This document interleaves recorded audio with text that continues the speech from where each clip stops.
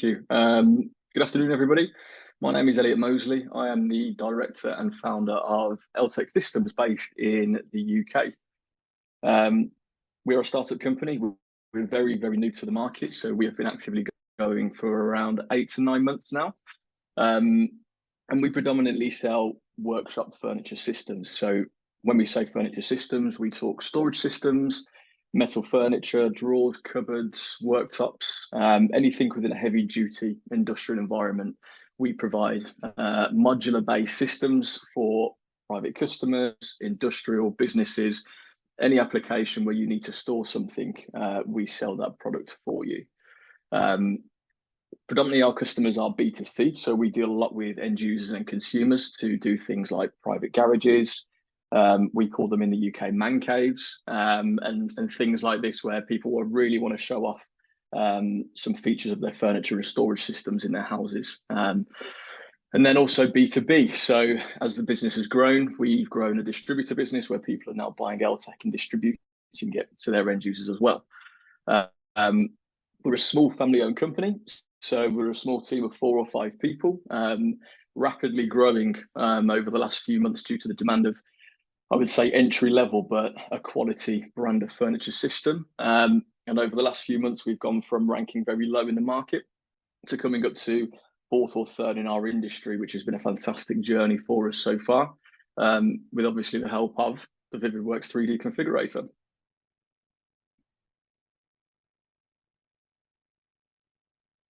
Thanks, Elliott. Fantastic to hear kind of like a little bit of your background. And the next part that we were planning to do was basically like a little bit of a chat, and just me basically asking some simple questions related to obviously like what you guys are kind of doing. And obviously here, just to remind, if anyone in the from the attendees obviously has a question to Elliott, don't be afraid to shoot it out into the Q&A section here. But let's just start quickly, like traveling back a little bit in time. So obviously there was time, when you were kind of founding the business or putting the business together. So what was your sales like? Like how was you creating quotes and things like that? And what really led you to the situation where you kind of felt that you even need a 3D product configurator? Sure. The 3D configurator idea came really at the early stages of our company. We identified in our market when we started this that there was a gap in the market for something where people could create their own solution. Our market is very much based on how much size somebody has to be able to fit furniture in there. So people having the ease of being able to do this was key for us to grow the business. Now, when we started the company, a 3D configurator didn't come overnight. So the start of our process was to help customers design their products. And for us, this would be a 2 to 3 week process where we would go backwards and forwards with ideas and having to redraw designs for them to approve. And through that process, I would say it would take about 5 different versions of us going backwards and forwards with a customer until they were actually happy with the end product that we had designed. Now, this is obviously cost and time, and this takes a lot of staff away from other things that they could be doing. So a configurator to give, let's say, the customer the ammunition or whatever they needed to create their own product and then come to us with that design really would dramatically reduce the wasted time we were doing. Not much wasted in the fact that we were creating a product, but time that could be saved and utilized somewhere else. Yeah, I mean, that just totally makes sense to me. So I mean, I had actually like on my list, I was like, my next question would have been like, what type of challenges did you see? But you kind of like actually spoke really nicely through that. And I guess like, when we kind of like started our conversation, you were obviously looking at different types of solutions, like what's out there. So I mean, I have to ask, how did you choose us? How did you find us? How did you choose us? Sure. So, in any sort of business decision you take, you don't go with your first option. You have to shop around and find the best, just as if you were buying a product. So for us, we needed to find a solution that really catered for 3 things, which was ease of use for the customer, that didn't make things too difficult, that would integrate really well with how we were doing things at the moment, because we are an e-commerce based business. So things that would integrate into our e-commerce system would be fantastic. and also giving us the information for what the customer had designed as well. So those are the three key things that we needed to do. So we took those three key things, did a shop around. VividWorks came up, and through the discussions that we had, VividWorks were in a place where we could reach a product fairly quickly for where we needed to be. When we started this, looking for a configurator with the designs and the files, we estimated a 6 to 12 month, let's say, process to have a final product on our website. But with VividWorks and yourself and the team you've got there, we reduced that to, let's say, it was about 8 to 12 week turnaround. So it really did step up the game to what we needed.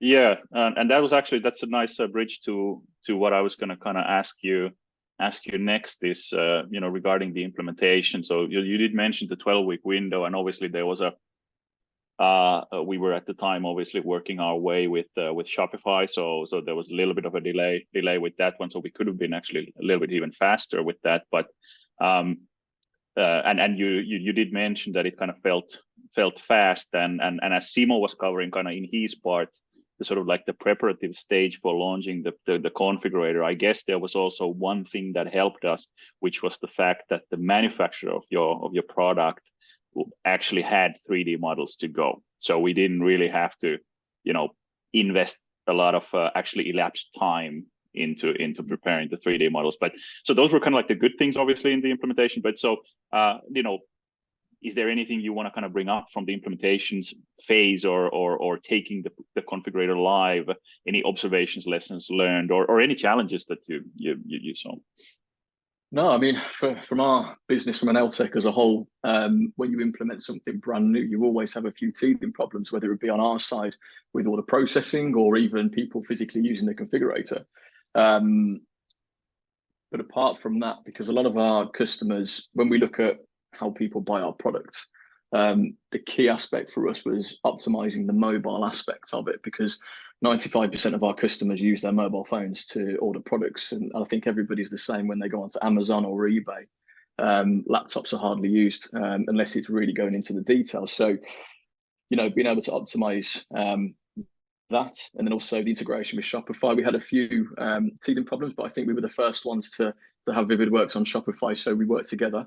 But even with those teething problems, I think we had them sorted within sort of 10 days, because between yourselves and us, the communication was fantastic. We had a few things that didn't work, a few keywords that were in place, but the reaction time was fantastic. Well, that's certainly good to hear, and thank you for the advertisement. We'll certainly make sure that you get your reward for that one. But anyway, so. Moving on, so obviously you saw kind of like here, Simo go through in detail, like pretty much like every single technical feature that exists in the configurator. But did you, like, in terms of like when your customers use it or you use it yourself to create a solution for your customer, are there any particular things that you find particularly useful, as from the feature point of view? Yeah. From the features, the key one was for us was the measurements, because what people do is they take away, they find their space in measurements, and then they configure to exactly what space they've got.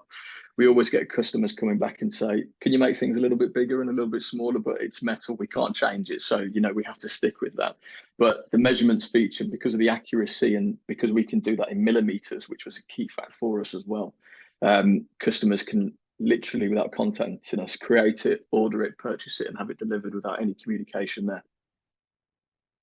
Yeah, that again, like maybe repeating a little bit myself, but that just makes sense because like you said, you work with private garages and things like that, and I guess space is tight in those kind of things that you have to make sure that you kind of fit in with your product. Okay. What about then, like, speaking about like maybe like business impact for you guys?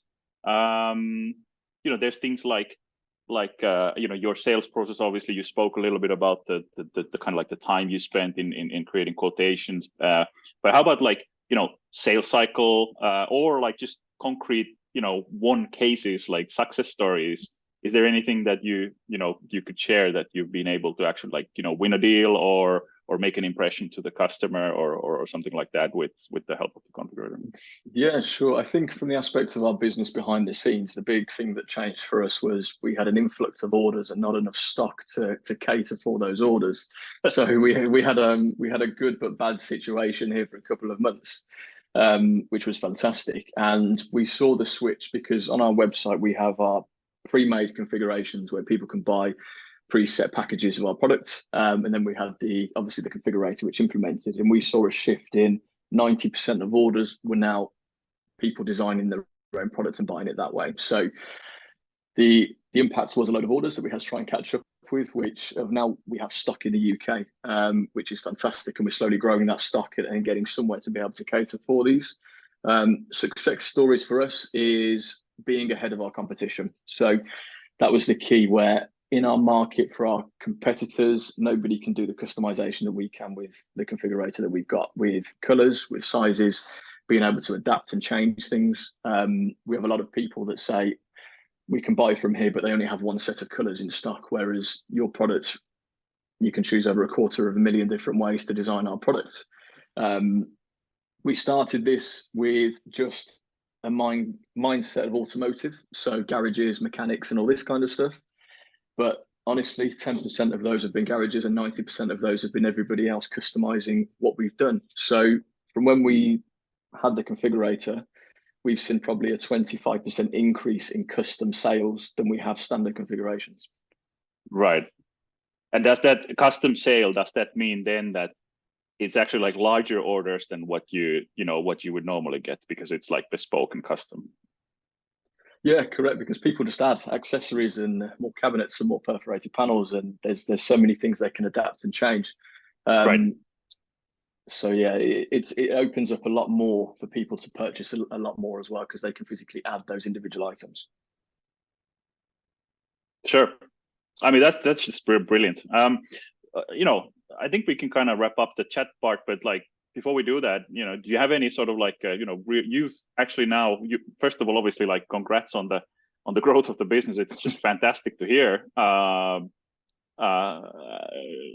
I guess like you've actually like not just obviously like working through the sort of like the business aspect, but you've actually like been able to build a live web shop in a really short time frame. I think that's quite amazing.